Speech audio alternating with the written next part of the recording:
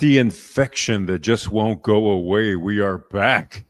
It is the number one podcast that no one is watching, no one is subscribing, and it's really starting to mess with our emotional well-being, our mental health.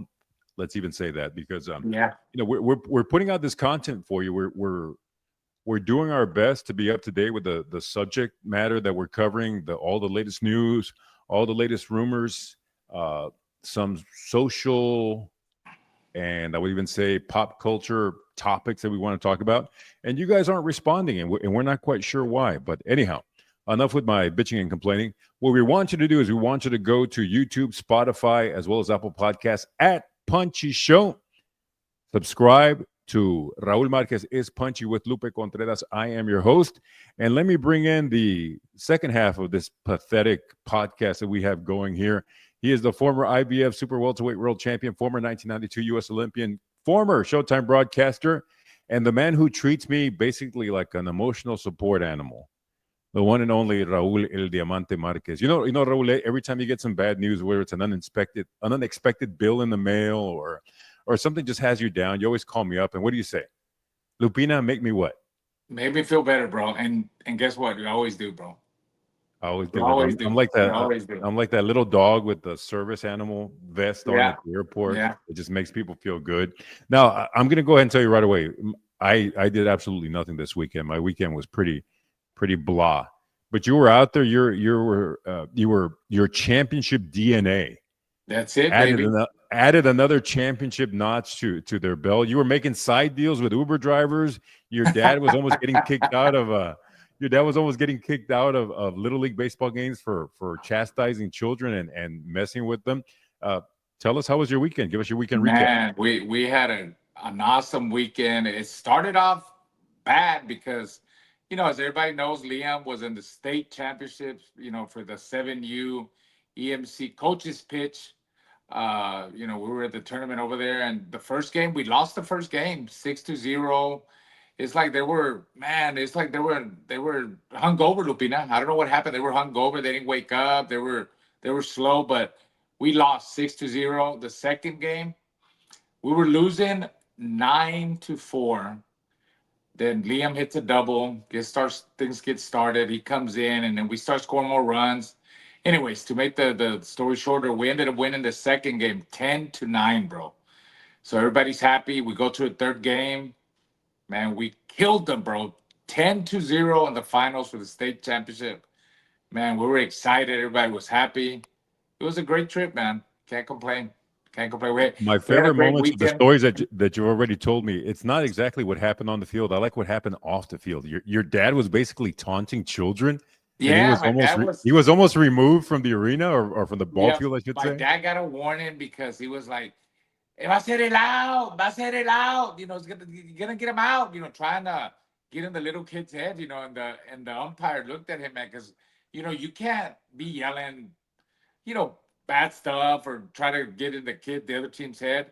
So the umpire looked at him and kind of like told him not to do it. So gave him a warning, and that was funny, man, because it just shows you how even as grandparents and the family we get into it, man. It's so competitive, and it's fun. It's really fun, man. It was a fun weekend. My second favorite story was you told me that Liam, when they line up at the end and they usually say good game," and they slap hands. There was Yeah. one So little the kid from the opposite team that didn't take it so well. What was he saying to them? well, so the moms, they're on a texting together, all the baseball moms on Liam's team, and Liam had already told us. So then the moms start talking about it, like some of the other teammates, they were telling the moms, yeah, the little kid that we were, because they when they gave like a high five, a good game, it was great, whatever. Well, the kid was saying freaky, freaky, freaky, but Liam can't say the F word, right? So I go, what do you mean by that, Papi? Freaky, freaky. Well, he was saying the F word. I go, well, what do you mean? What is the F word? Yeah, Dad, freaky, freaky, freaky. So the little kid was saying freaky, bro, to everybody. Give him high five, but he wasn't happy about it. So he told them the F word. Fuck you. Can you believe that, Lupita? I 8-year-old can little sort of kid. He believe it. I wasn't mean, happy. He wasn't he was happy, not dude. happy. He Yeah. wasn't happy with being the runner up. So what happens now? So now you guys And like I asked you, this is state champions, but we kind of compared it to it's like being the IBF champion. There's a Yeah, WBO champion, so there's there's a lot of different different leagues. leagues. So you're the Yeah, champion of this particular league. at this particular league, yeah. And you guys And go to the World Series now. we go to the World Series in about a week and a half. Not this week coming up, but the following week. It starts on a Wednesday, the opening ceremonies. Then Thursday, Friday, we got the pool games so they could do the bracketing. And then Saturday is single elimination. You lose on Saturday, you're out. You got to keep winning all the way until Sunday. If you win the World Series, and that's going to be in Texarkana, Arkansas. It's right on the border between Texas Yeah, and right on the border. Arkansas. Yeah, exactly. Yeah, Exactly. and you were basically running around all of Longview, and you can't escape your celebrity. You get into an Uber, and what does the guy say as soon as you get into the Uber? It was like Raul, and he was a boxing fan, man. He's like Raul Marquez, man. That guy, he was excited, dude. So you know me, I made a deal with him. I said, look, you're gonna Uber is around. You're gonna because we went to the fireworks show, Lupina. So we went to the fireworks Now, show. did you give the guy a choice, or you were like, "Look, this is how it's gonna be, like a No, mafia no, no. offer you He can't was happy refuse." to do. No, he's like, no problem. He wanted to talk boxing. He's like, this is great for me, man. I mean, I'm gonna be able to talk boxing, then you're gonna pay me to Uber you around. So he took us to the Fourth of July show, which was great in Longview. By the way, the people are very friendly. I mean, everybody's just hi, how you doing? Thank you. Just friendly people, man. Happy people. So we enjoyed the fireworks. You know, he took us there. He dropped us off. Actually, picked us up a lot. Took us to Olive Garden. We ate there. Then he took us to the fireworks show, and he went. And then when I called him, he picked us up and took us back to the hotel. So, and he left the whole conversation, man. We were talking about Lou Duva. We are talking about Johnny Bumpus, Rocky Lockridge. We are talking about Canelo Crawford. We are talking about his favorite fighter, Mexican fighter, Salvador Sanchez. So for him, it was fun, and for me, it was great. I mean, because he made me a great deal, a good deal, you know. And I'm all about deals, Lupina. You're all about deals. You made a cash deal, side deals with Uber drivers. It's one of those things. I think the fact that we get you here every week, and basically the fact that you harass me on the phone on a daily basis, it doesn't allow us to appreciate what a true privilege it is to, to have direct access to El Diamante. I mean, this should be enough for people to, go online, go to YouTube, go to Spotify, And go to Apple like and Podcasts, subscribe, Lupina. So as you like were and talking about, subscribe. yeah, you were talking about that. It's like, and I know what the first subject we're gonna talk about is Berlanga. I mean, what do I have to do? Like, do I have to talk trash like him? Do more trash talking? Like, yo, man, I'm from Houston, Texas. I was born in Hermosa, Tamaulipas. I mean, what do I have to do We for we may people to we like may and have to start subscribe, bro? we may have to start showing a little bit more skin. I think that's the key. Okay, okay, Like okay, maybe. like the In I'm not other gonna words, say talk shit. We gotta talk shit. talk shit, show skin, whatever it might be, and Okay. let's begin with that Can you talking do shit. that? We Can move you on. do that? We can do it. We can do it. We move on to the part of our broadcast called the main event, and we go to the main event. Speaking of Berlanga, it's the big NYC card show taking place at Louis Armstrong Stadium there in Queens, New York. The main event, obviously it's going to be Berlanga versus Shiraz. I think the people's main event is probably the co-feature, the one with Shakur against Cepeda. That probably has a little bit more Yeah, interesting vibes to it. I Give think me your so. take on the main event. To me, it's a fight where we're going to separate the real fighter from the pretenders at this point. You've got Berlanga, who's coming Yeah. off obviously a lackluster performance against Canelo. A lot of people criticize him for going on a celebration tour for, a fight that he, was clearly Mhm. outclassed. He had that get right fight in Orlando. And then Shiraz, who everybody said it, and Turkey's made no secret about it. That's Turkey's guy. He's got a similar background to Turkey. He wants to make a star out of him in the Arab world. And they're the main event. He's coming off a lackluster performance as well. He got that what many people thought was a gift against Carlos Yeah. Adames. Adames, Uh, yeah. Give me your synopsis. What do you see in this fight? Well, I think that both of them have to make a statement. They have to live up to the hype. I mean, of course, Berlanga, coming off, Canelo, man, you got to give it to Berlanga. I mean, Canelo, well, actually, to Canelo, he's got to thank Canelo because Canelo changed his life. Berlanga had a well padded record, a lot of knockouts, and the record looked good.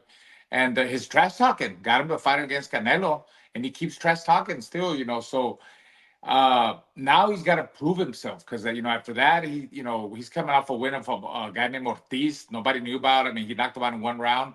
So it's his time to really show that he really is what he is. Because he does a lot of trash talking. He's a guy that he's gonna jump you. I think he's gonna jump Shiraz at the beginning. I think he's dangerous early on. But Shiraz, he's an experienced fighter. He's tall, he's longer, he's strong. When he fought Adames, I believe his right hand was hurt, and he had been at that weight class for a long time at 160. So not to make any excuses, but he was weak, and he did get a gifted draw, Lupina. I should have lost that fight, but like we said, he's a turkey guy, so he's really got to prove himself. I think he's gonna be strong, and he's got power at this weight class at 168. He's got to control the range. He's very sharp. If he could keep Berlanga on the outside, especially early on, the first half of the fight, I think he's got a good chance of winning that fight. You talked about the fact that Berlanga has kind of cranked up the shit talking aspect of it. He's played into the whole "I'm from New York. This is my city. I'm here to take over. I'm going to show you what's going to go down." Does he run the risk of really putting the foot in his mouth if he loses to Shiraz? Does that even set you further back than just maybe losing a decision or even getting knocked out? The fact that he has talked so much mess ahead of the fight. I think he's got to win. He's at a point that he's got to win. If he doesn't win, man, he's gonna go way not where he's getting a big fight right now because let's give it to him. He still performed all the shit talking, but when he fought Canelo, I'm not gonna say he won about 2 or 3 rounds, but he made the fight exciting. He put up a good fight. He did lose, and then he's got one fight now. He's getting another big fight, but if he loses here to Shiraz, I think it's going to be a long road to bringing him back up to another big fight. So he's got to win.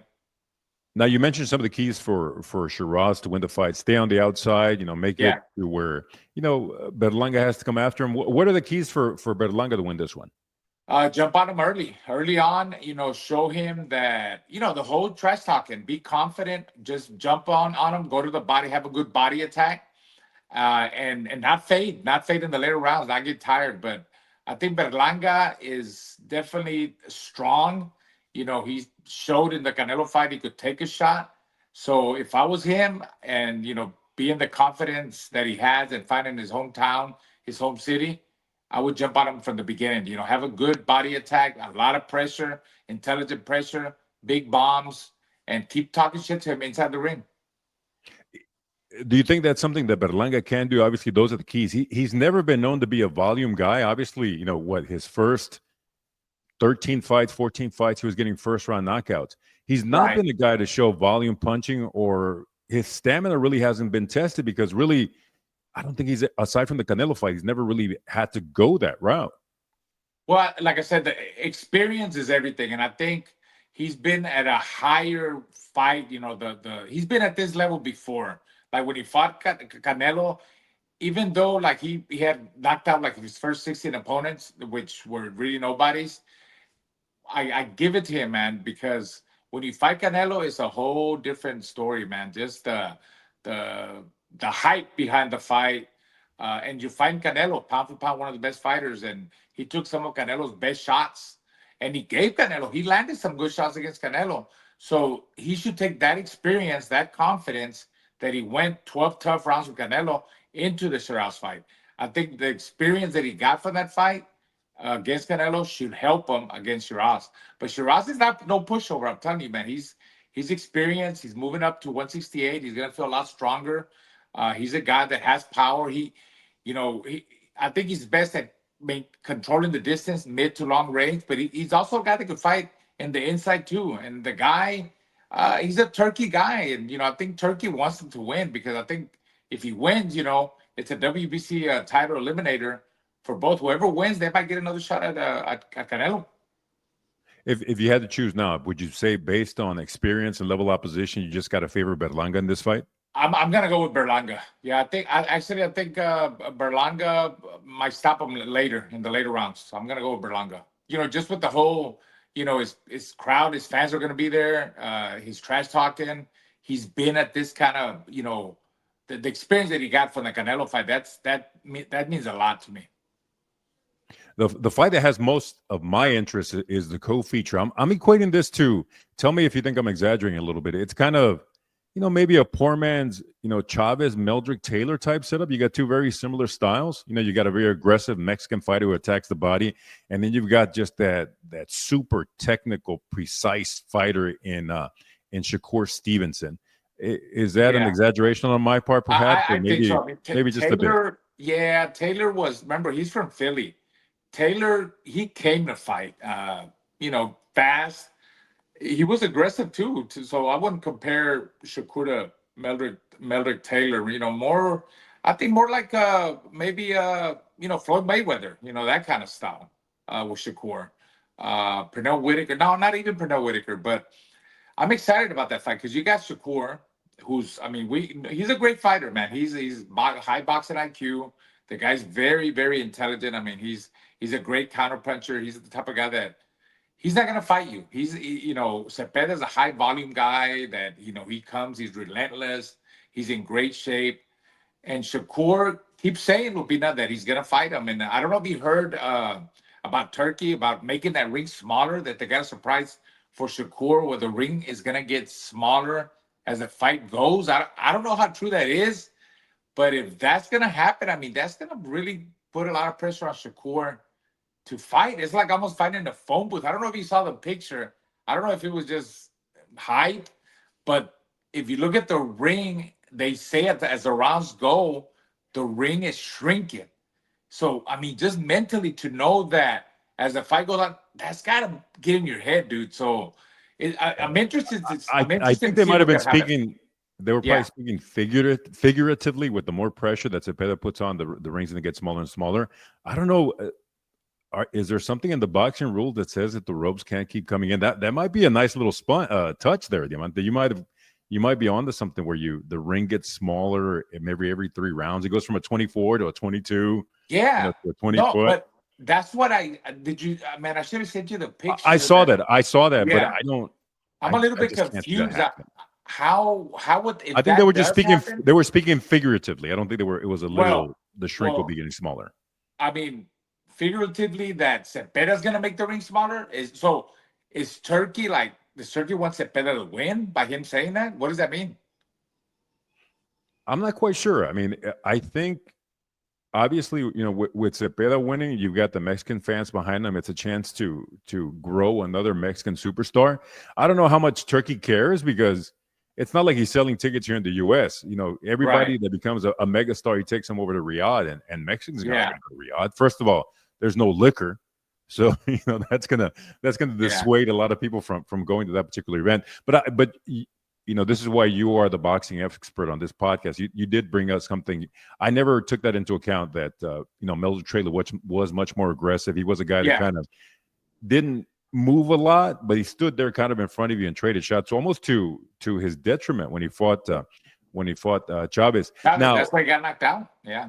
do you see Cepeda's only route is to go in there and attack the body because he's being painted kind of a bit as a one-trick pony, that he just attacks the body, he's aggressive. And I think a great boxer is always going to find a way to nullify and neutralize that. Absolutely. I think a guy like Cepeda. Look, I always tell Giovanni this. When you got Shakur, you know, he's a highly skilled boxer, counter puncher, and you got Cepeda, who's a Mexican fighter. He's not gonna outbox Shakur. He's not. There's no way. A Mexican fighter like Cepeda that comes forward, relentless. There's no way he's gonna outbox Shakur. So the only way to beat him is cut that distance, make that ring smaller, like they say. He's gonna make it smaller. He's got to punish the body, hit him in the arms. He's got to get in his chest, Lupina, and push him back. That's the only way. Take him deep, take him into set. I call it the turnaround, that's what I call it, the turnaround. You got to put that constant pressure, even though you might lose some rounds early on or get hit. I don't think Shakur's gonna hurt him. I think Shakur's gonna just, outbox him and keep turning him. Shakur has been saying that he's gonna punish him and he's gonna trade with him. And I believe he will. I believe he will stand in the pocket when it's safe to, when he feels he could, it's safe to stay in there and mix it up with him, but he's gonna keep turning him in circles to the right, to the left, do his work, hold him, lean on him to disrupt Cepeda's momentum and get back on the outside with the long jab and just try to land accurate shots.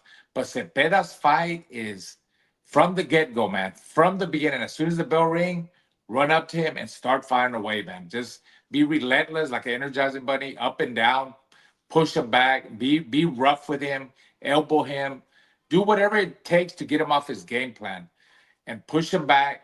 If he could do that and get him tired into the going to the sixth, seventh round, and Shakur wears down, and he's able to. Cepeda still has the condition to keep that relentless pressure, that momentum going, even more, grow more. Then he's got a chance. But if he can't do that, Shakur's just gonna outbox him, man. Shakur's very smart. I mean, the speed, the movement, the footwork. It's hard to fight a fighter like Shakur that's very intelligent, that's gonna pick you apart from the inside, from the outside. He's a good inside fighter too. I've seen him spar before, and he knows a lot of tricks. He knows what to do. He knows how to bait you in. He knows how to hold you on the inside. He knows how to keep turning you. Stay away from the power shots. He's a very smart fighter. You really got to have a good game plan and be in great shape, like the best shape of your life to beat a guy like Shakur. The one fight that I keep that keeps going through my mind when I think of this particular matchup, I think of Shakur against Oscar Valdez. You Yeah, know, a guy who had a limited arsenal as to what he could bring. He was a come forward type fighter. I think the one difference is going to be Cepeda is not a guy that swells up. He's not a guy that gets lumped up. He's got a very resilient face, and I right. think that's going to be a key factor to look out for. If his face was more like an Eric Morales, who you just touch him and he starts swelling up, I think that might have led to a TKO where no, he's a guy that's going to come in there, try to get those body shots, and he's going to take, from Shakur with that speed, he'll take 2 or 3 shots in return, He's gonna depending have on to. how Oh, it's how gonna happen. Shakur's stamina is. Yeah, it's gonna happen. I mean, he's gonna have two, three, four shots to get one in. But I think the difference between him, between Cepeda and Oscar Valdez, is that Cepeda is more well preserved. He's younger, he's hungrier, and he's more consistent with his attack. I felt like Valdez would attack in spurts. I think Cepeda is more consistent with his attacks. Like he's careful with it, but he's every time he's moving forward, he's trying to cut off the ring and he's thinking of what he's gonna do, and just his consistency of attacking, coming forward to the body and to the head, to the arms, to where behind good combinations. I think that could that could help him. That he's gonna need that. We'll see. Most probable outcome, I should say. Uh, Yeah, a lopsided unanimous decision on Shakur's end. yeah. I think Shakur pulls out let's call it a close unanimous decision. Let's move to the fight that Yeah, we both think could steal the night. You got two guys, in Alberto Puello from the DR against Subriel Martiaz from Puerto Rico.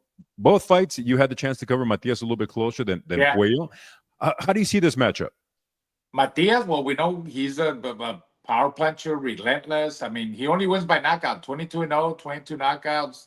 He's only lost twice. Liam Paro, he laid out the blueprint. In Puerto Rico, you gotta outbox him. You gotta move in and out. You gotta keep turning him. You gotta hold him in the inside. You gotta, like grab him and lean on him to offset his rhythm, because he's strong. He's gonna keep coming, Matias. And Puello, he's undefeated, doesn't have a lot of power, but he definitely has a style to beat Matias. He's a southpaw that's tall, that's rangy, that's got a good jab, that moves in circles. He's got that style, Lupina, but he's got to execute it. He's got to execute that plan and stay away from Matias's power. And if he could do that, I think he's got a good chance of beating Matias. Another guy that people refer to as a one-trick pony is Matias because he has that relentless come forward.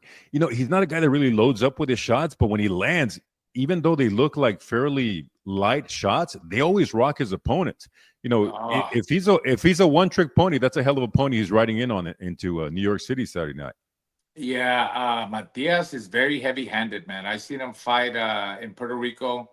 One of his last fights, he fought the Mexican fighter. I forget his name, but man, by the second, third round, Lupita, his face was banged up, swollen up.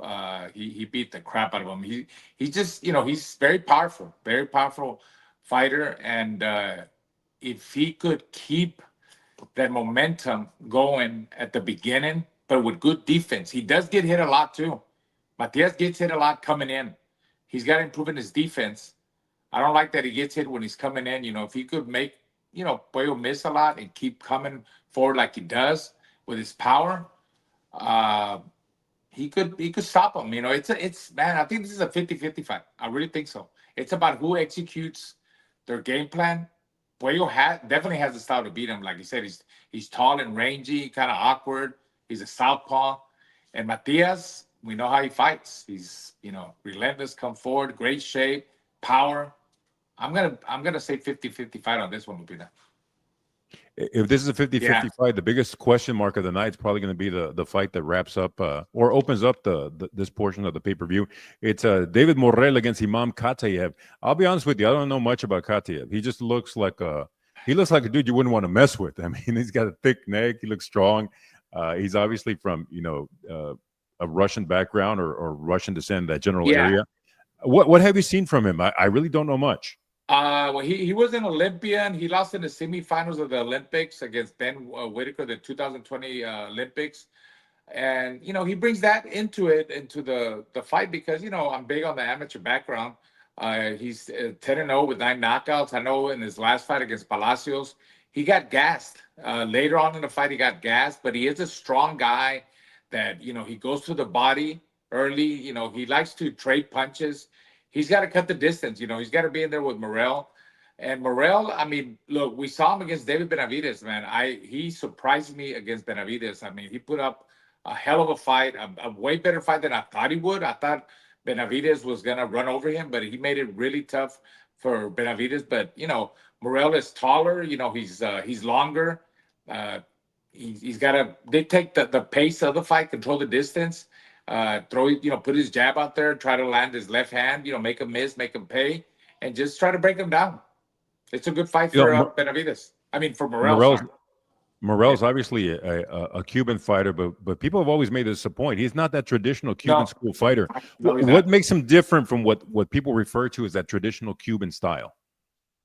He's obviously aggressive. He's aggressiveness, but he's a good boxer. He's a good boxer puncher. He's not gonna just get in his bike and move around, like Skull did against Canelo, or Islam Lara, the way Lara used to fight when he was younger. Now, Lara that he's older, Lara, he's, planting his feet more and he's going toe to toe more. But Morrell is a guy that, he's a good boxer puncher. He doesn't move around too much. He makes the fights exciting. He likes to trade when he's supposed to. And, I think that it's a good fight for him to come back after the Benavidez fight. And I think he wins. I think he stops him later on in the fight. That's not the only fight that's going on in New York City. Coming up Friday night, July 11th, Madison Square Garden. It is the third edition of Taylor versus Serrano. I've seen the first 2 fights, both very competitive, very entertaining. Yeah. It seemed like the main factor there was obviously, even though she's still a very high quality fighter, it's almost a shame that Amanda Serrano did not get the spotlight up until the second half of her career. She's by no means done, but definitely not in her peak absolute athletic prime. The one factor that seemed to be or played the biggest role in their 3 fights was just the size. You've got Amanda Serrano coming up. She's the more technical, the more skilled fighter. And then you've got someone in Katie Taylor who, she has skills as well. Not on the same level as Amanda Serrano, but her size seems to be what keeps her in that fight. Well, yeah, I mean, I believe Serrano came up 2 weight classes, Lupina, for this kind of fights to make the fight with Taylor. I think they're both at the end of their career, but they're there for each other, to have a trilogy. The first 2 fights, I mean, you could easily say it could be 1-1. Being that I like an aggressive-minded, relentless style, my style when I was a fighter, I could say that it's 2-0 for Serrano. Even the last fight, Serrano threw more punches and landed more punches, but the judges thought that Katie Taylor, her defense was better and she landed the cleaner punches. This fight, I think Serrano is got to keep the same game plan. Just be more defensive minded. Remember the second fight, you find a she's a lefty against a righty, the headbutts. kind of messed her up. She got cut, so she's got to be more careful with that in this third fight. But I think if she keeps that constant pressure and goes to the body and pushes her back, I really think she's gonna be able to redeem herself and win the third fight. And who knows, maybe there'll be a fourth fight. I don't know, but it's an exciting fight for women's boxing. They've obviously made a lot of money fighting each other. They're there for each other at the right time, and a lot of that happens. It kind of reminds me of Mickey Ward and Arturo Gatti. How they fought each other 3 times and they made a lot of money because they were exciting fights and they came to fight. And I think that's what we see in Taylor and Serrano. They come to fight, man. Those girls go in there, bell rings, and they make the fights very exciting. That's a good Yeah. comparison. You had Katie Taylor, kind of like Mhm. a got it's Mickey Ward and Yeah. God, I forgot the Gatti. Arturo Gatti. Yeah. Arturo Gatti, Taylor and Gatti kind of getting a lot of attention. Gatti was a Yes. big favorite on HBO. Taylor came out of the Olympics. She was Mhm. getting that big push from the British fans. Mickey Ward kind of labored in obscurity up until he got into those trilogies with Gatti Yeah. Ward. And the same can be true for Amanda Serrano. She's like I said, she's labored in obscurity for so long. Even though the boxing hardcores and the people that follow the sport recognize their talent, recognize their ability, it's good that they're finally getting that recognition. As we mentioned, it's an all-female card. It's taking place at MSG. You got Alicia Baumgartner on there. You got Savannah Marshall on there as well. What are your expectations for how this card is going to be received? I think it'll do really well at the gate. But the gate can always be manipulated in many ways. They can paper the house. They can do whatever it might be. This fight received a lot of attention because it was on the Jake Paul, Mike Tyson undercard. Do you think it was an accurate measurement by the attention that it received, or you think this is going to definitely be, give us a better idea as to what the appetite or what the fandom is for female boxing? No, I think honestly, they have put such great, exciting fights, and because of the controversy, with in the second fight with the headbutts, and just the second fight was very, both fights have been close. They've been excited. Like I said, it could easily be 1-1. For me, it could be 2-0 for Serrano. Close fights. But I think it has created a lot of excitement where people want to see a third fight. And like I said, this women go up there. I mean, and they put on a good show, Lupina. They come to fight. You're not gonna see no running, not a lot, holding. It's action packed, and I think the crowd is gonna come out to support them. Not only boxing, but women's boxing. We move on to the co-feature, another massive rumored card that's supposed to be happening sometime in November. According to numerous reports, David Benavides has agreed to go over to Saudi, and the preliminary reports have him fighting Anthony Yard, a guy who, has been one of those B- type fighters. Hmm. Tremendous physical guy. The guy looks like an Adonis. But every time he's taken that step up, he lost to Kovalev, he lost to Beterbiev, which are Yeah, two, very he got knocked out, respectable but losses. yeah, got knocked out Yeah, by by both both. of He them. got stopped both. Yeah. How do you see this particular matchup? And are you surprised that this is the opponent that they picked for him? It kind of came out of the blue a little bit. Well, I know people wanted to see Benavides fight Colin Smith. That's the fight that they wanted. Colin Smith. He was in there with Canelo and lost to Beterbiev. But I guess they haven't figured out they couldn't come to an agreement. So now he's gonna fight this veteran Yard, which it's okay for Benavides. I mean, coming off that tough fight against Morel, I think he deserves a fight like that. I mean, I'm not gonna say it's a tune-up fight. It's a very easy fight. It's not an easy fight because Yard, he's a veteran. He's still got that experience. He feels like the third time is the charm for him. I know he's gonna rise to the occasion. Being that he lost to Beterbiev and Kovalov. He's the guy that he likes to engage in a brawl. He's a counter puncher. Uh, he knows what he has to do to maybe get a win or give problems to Benavides, but Benavides is Benavides. He's a high volume puncher. He likes to control the range. He knows when to attack and finish you. He knows how to break you down. He's got the experience. He's undefeated. He's 30-0 with 24 knockouts. He also wants the big fights. I think it's a good fight for him after, like I said, after the Morel fight. I see him. I see him stopping Yard in the later rounds. I feel that's what's going to happen in that fight, Lupita. You know, a lot of people expected that if Benavidez did go to Saudi, it was going to be for a showdown against Dimitri Bivol. There was talk about Bivol and Beterbiev during fight number 3. They were announcing it that was going to go to Saudi, and then there were some tweets out there that both said, perhaps we'd like for this to take place in Russia since we're both of Russian background. Were you surprised that it wasn't Bivol that was the opponent for Benavidez? Not at all. Not at all. Because, like I said, I they were negotiating with Colin Smith, Benavidez. I didn't even hear no talk about Bivol. I'm thinking after he beats a guy like Yard and then maybe Colin Smith, then he'll fight Bivol, which is a fight that I would want to see because Bivol beat Canelo and Canelo never got in the ring but with Benavidez. So if Benavidez beat Bivol, that would put him in a nice spot.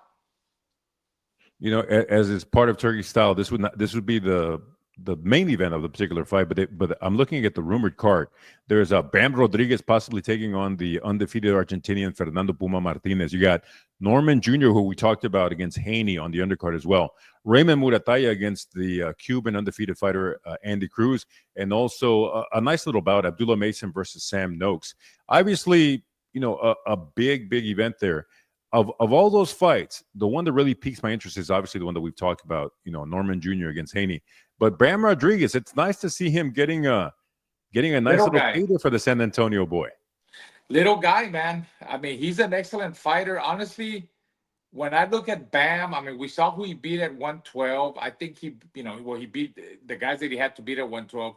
I think he beats everyone at 115. I want to even when he fights Fernando Martinez, but I know he's got a fight before that against a guy named Cafu that has the WBO title. So, but the fight that like I said, I think he beats everybody at 115, Lupita, but even the Cafu guy and even the Fernando Martinez guy. But the fight that I want to see is when he moves up to 118. I think he beats everybody at 118, but I want to see him fight Nakatani at 118. That's the fight. That's the big fight for Bam Rodriguez, and I look forward to it. We thought that the biggest news coming out of the Jake Paul fight was the fact that, the WBA chose to rank Jake Paul in the top 15. But news broke, sometime around midweek last week that his opponent, Julio Cesar Chavez Jr., was arrested by ICE. A lot of allegations in this. I mean, some of them are even crazy, almost too crazy to believe. Yeah. If you looked at that particular report, they're accusing Chavez of all sorts of things. They're accusing him of having, I guess, ties to the cartel. But that's always kind of been something that's been out in the open. He was briefly married to one of the former daughter-in-laws of El Chapo Guzman, whose son had been killed. He became the stepfather to the daughter that she had with Chapo's son. They went on to have 2 children of their own. The more I look into this particular situation, the more questions I have. I don't know I have no idea if Chavez is involved or not. Well, we all knew that the relationship with that area of Culiacan, we both been to Culiacan, and we've done events there. And it's a city where there's always a little bit of tension. You never know when something is about to pop off. And everyone you talk to, everyone that's in that city is maybe 1 or 2 degrees of separation from somebody involved in the cartel. And it's not something that they brag about. It's not something that they're proud of. It's just something that seems to be part of life in that particular region, and it's hard to escape from. What are your thoughts on seeing this happen, and also the timing? I mean, why did they wait? Why did they wait till after the fight? He's not a guy that's exactly been in hiding. Yeah, I don't know why that happened. Honestly, I wonder, like, honestly, I don't know what to say. Like, but it is kind of funny that they waited till after the fight. But look, when you got such a powerful family in the boxing world, of course, the dad, the legend, Julio Cesar Chavez Sr., and then you got all these kids that box. It wasn't just Chavez Jr., but Omar boxed too. I mean, they're very popular. They're very powerful in Mexico, and when you're at that level, Lupina, you're gonna have all kinds of friendships. All kinds of people that are gonna how do you say it? Se te van a arrimar, Lupina. They're gonna get close to you, right? They're Yeah. going to approach you. Yeah. They're gonna approach you, and you're gonna get the business people. You're gonna get like cartel people. I mean, we heard in the past that Chavez Sr. would hang out with some of they wanted to meet him. They wanted to hang out with him. They wanted to drink beer with him. They wanted to do drugs, whatever they wanted to do, but they wanted to party with Chavez Sr. So things like that are gonna happen. Things like that are gonna happen when you're that powerful and you're that famous in Mexico, So it doesn't surprise me that, he's kind of linked to the cartel in whatever way he is, but it doesn't mean he's doing bad things, It could just be that they're friends, they like to they have a friendly relationship. But man, just what a story. Like him having the big fight with Jake Paul, like why didn't they approach him when he was in camp or even years before that? I don't understand. I really don't. Yeah, I mean, I have a lot of questions about it as well. Yeah. And let me go back to the fact about the affiliation with the drug cartels and things of that nature. As we mentioned, Culiacan is really not a big city, man. It's really it's a town more so, and especially Yeah. when you're someone of the stature of Julio Cesar Chavez, Yeah. when you're someone who's such a big figure, it's hard to escape from some of those personalities. Especially, it's one of those things where you've heard it from some of the musical acts, you've heard it from some of the other celebrities, Mhm. that typically when these people want you or summon you to be a part of an event or they want you to go a certain place, you almost don't have the option of saying no. It's I almost that mafia type setting where it's like an offer that you can't refuse. You're right. Look, I was never as big as Chavez and those guys, but I mean, I've been around, like certain clubs and parties in the past when I was in my prime, and people want to just those kind of people that they just want to hang out with you, but they wouldn't be a part of you. You'd be able to hang out, and you're right. I mean, if you wonder, like, if you say no, like, what are they're gonna come after me? They're gonna try to hurt me. So I could see the position that he was in. Think about it, like, I mean, how could you say no? I mean, those people are very powerful, So like I said, I've been in situations like that, not as big as that, but where I probably didn't want to meet certain people or want to hang out. But hey, they just want to meet you, or they just want to hang out. They say hi, take a picture, And you whatever. just want to and you just And want to get it people over that, with, right? yeah, and You people just that I want to really get in to didn't want get to, over with. yeah, people that I really didn't want to care to really hang out with, and but for them, it's an honor to, that you're there with them. Oh, I got the champ with me. That's the way I look at it. Now, Chavez Sr. has really been the one that's been, obviously Junior is being detained at this particular point. He's been Yeah. getting hounded by Mexican media. Yes. Let me shoot over to a little brief interview. It wasn't even so much of an interview. He's basically, look, I'll tell you a few things if you guys leave me alone. It's in Spanish. I'll translate it later for the No Sabo kids among us who don't speak the language. But here is what Chavez Sr. had to say when he was cornered by the media. Pues claro, ¿me entiendes? O sea, estoy destrozado porque pues se me hace una injusticia lo que está pasando con mi hijo, pero hay que dejar que las autoridades actúen, ¿me entiendes? O sea, estamos tranquilos, gracias a Dios, o sea, no hay nada de toda esa cosa, toda esa mierda que se dice, ¿me entiendes? Que lo están involucrando con esto. Ya les dije, conocemos a todo el mundo, ¿me entiendes? Mi hijo conoce a todos también, y una foto, un autógrafo, un saludo, no se le va a negar a nadie, ¿me entiendes? Gracias. Pero de ahí a que mi hijo esté involucrado en algo ilícito, la verdad, no. Que mi hijo anduvo un tiempo mal de sus adicciones, sí, pero ya tiene más de un año recuperado, gracias a Dios. Y tenía 3 años en Estados Unidos, o sea que no hay nada que temer. ¿Cómo está, señor? No pude hablar conmigo, solamente su abogado. Muchas gracias.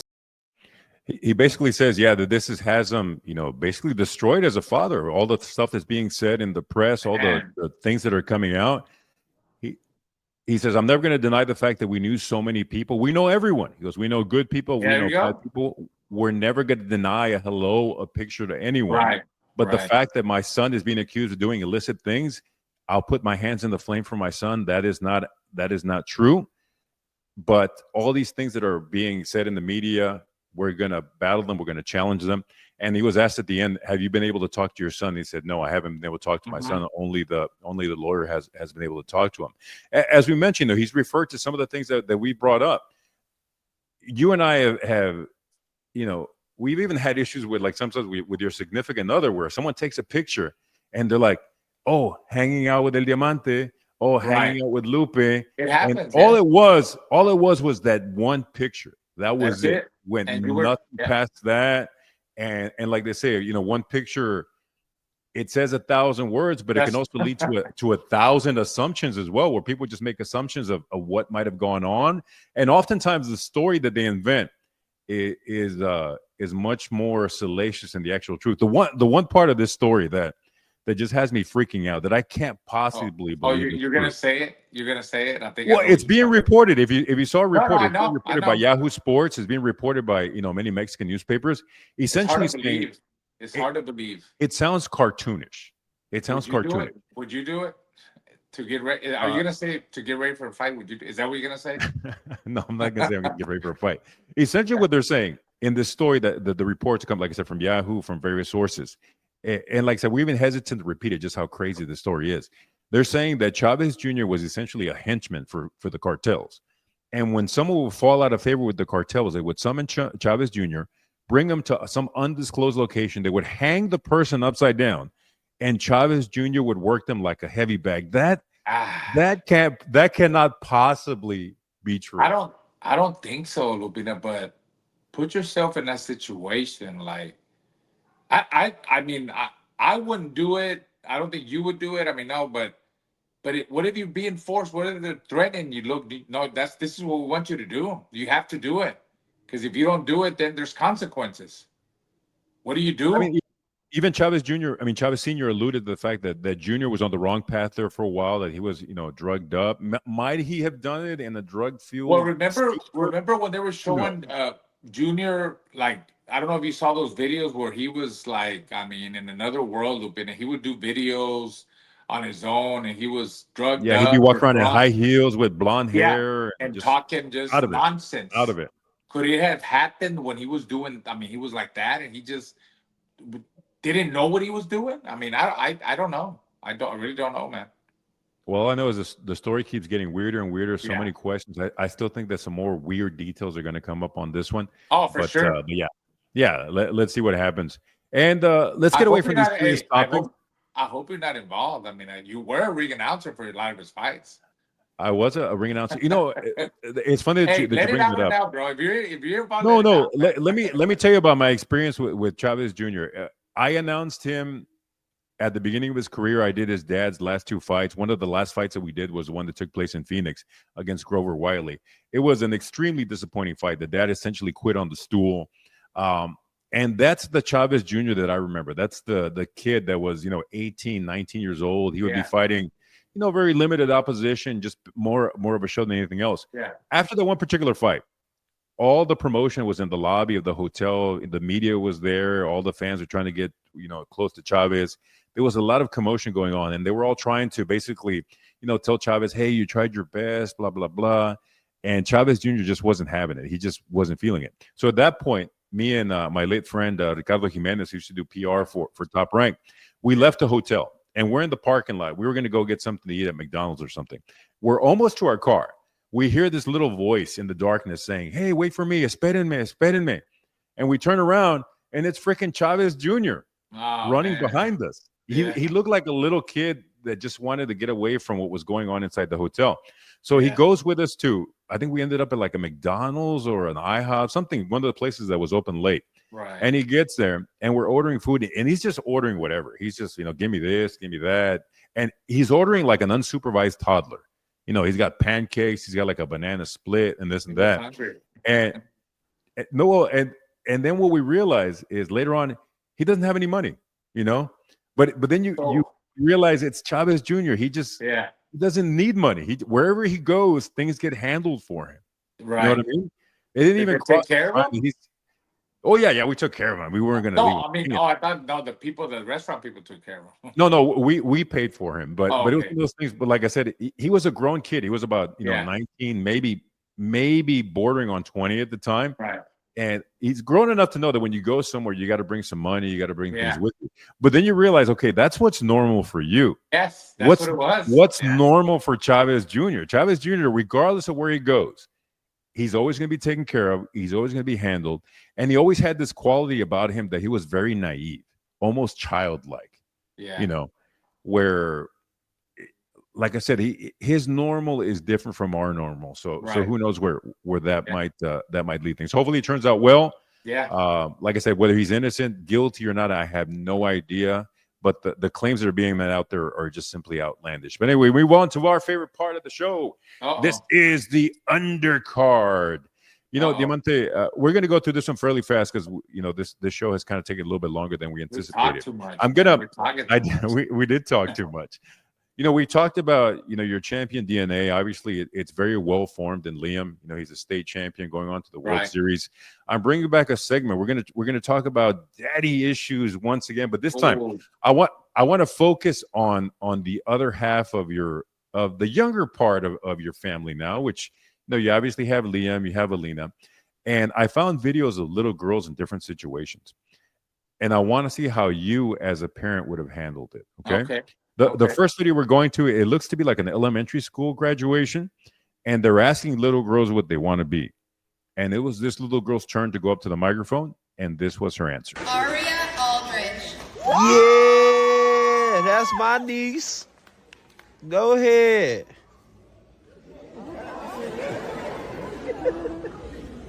I want to be pregnant. Oh, hell. Damn, Lupina. Have you noticed any motherly instincts in Alina? Has she shown any signs of, does she mother you? Does she mother Liam? Does she mother her mom? Nah. This little girl wants to be pregnant. Obviously, you've never heard anything like that come out of your daughter's mouth. No, nothing like that, man. No, she's just being a little girl. She's being a 6-year-old little girl, doing what a 6-year-old little girl does, but not talking about getting pregnant. I mean, come on, that's not right. That's not right on my family right now. That would be right. I mean, I would say she is very manipulative, though. I've heard her on the phone. I've heard her. She's like, "Why are you guys yelling at me?" I wonder where she got that from. Why does she want? Well, she probably just saw other people and they asked her, "What do you want to be?" Maybe she meant I want to be a mom, and she just didn't know how to express herself correctly. True, with that, probably. But that's still funny. Does your daughter play with dolls? No, actually, she doesn't, Lupina. She's more like she runs, she works out. She's more active. More active. She plays baseball, soccer with Liam, because I mean they're like best friends. Her and Liam are best friends, man. Now, would you be concerned if you saw her doing this?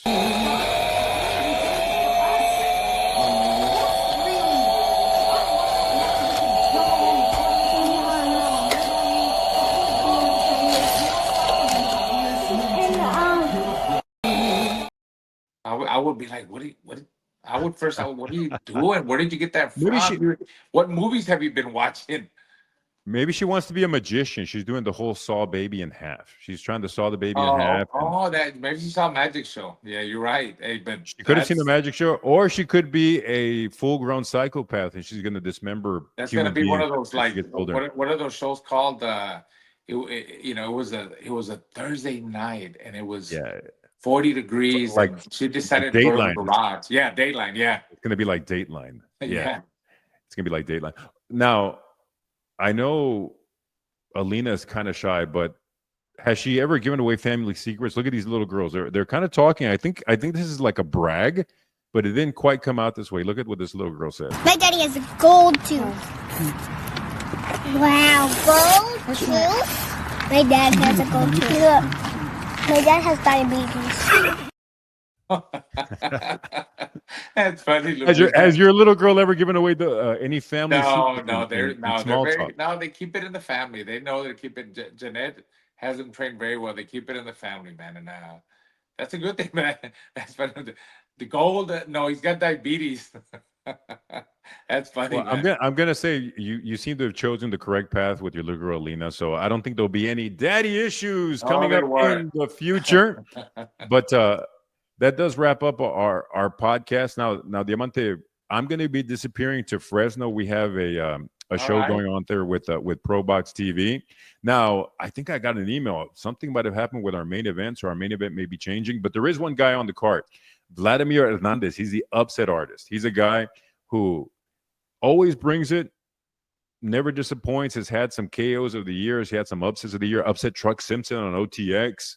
Oh, wow. Upset numerous guys on various shows. So he always brings it. What's going on for you this weekend? Obviously, you're preparing. You're all from Baseball Dad this weekend, but coming up, you got more action going on. Well, actually, let's see what I got going. No, just baseball. Liam has 4 days of practice.